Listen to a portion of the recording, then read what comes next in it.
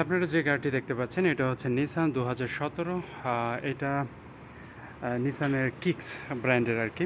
তো এটা আপনার হচ্ছে যে টিউনিং করা লাগবে। এই গাড়ির টিউনিং বলতে আমরা সাধারণত এখানে কী বলে অয়েল ফিল্টার রয়েছে, তারপরে এয়ার ফিল্টার রয়েছে, স্পার্ক প্লাগ রয়েছে, হ্যাঁ। তারপরে আমরা ব্রেক প্যাডগুলো চেঞ্জ করব।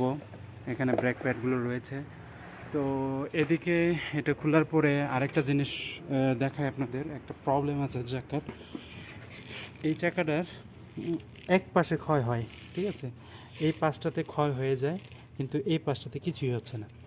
তো যার কারণে আমরা এটাকে চেক করছি, দেখতে পাচ্ছি এখানে এটা এটা যে বুশিংটা আছে, এই বুশিংটা প্রবলেম আছে, ঠিক আছে। এই বুশিংটা আছে ছিঁড়ে গেছে এই ভিতর থেকে।